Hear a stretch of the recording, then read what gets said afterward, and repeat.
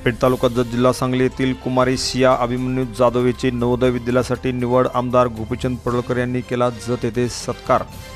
केंद्र शासनाच्या वतीने सन 2024-2025 या शैक्षणिक वर्षात घेण्यात आलेल्या नवोदय प्रवेश परीक्षेत उत्तीर्ण होऊन नवोदय शाळेसाठी पात्र झाल्याबद्दल शिक्षण विभाग जत पंचायत समितीकडून होसपेट तालुका जत जिल्हा सांगली येथील जिल्हा परिषद मराठी शाळेतील विद्यार्थिनी कुमारी सिया अभिमन्यू जाधव हिचा आमदार गोपीचंद पडळकर यांच्या हस्ते सत्कार करण्यात आला।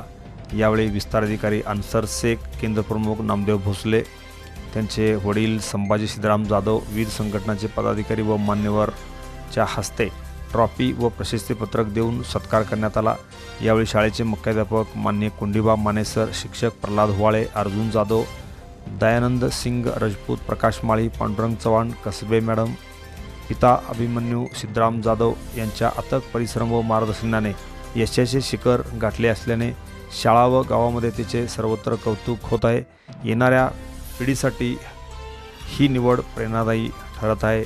होसपेट तालुका जत जिल्हा सांगली येथील या दुष्काळी भागातील ह्या विद्यार्थिनीची निवड झाल्याबद्दल सर्व स्तरातून तिचे कौतुक होताना दिसत आहे। Press the bell icon on the video and never miss another update.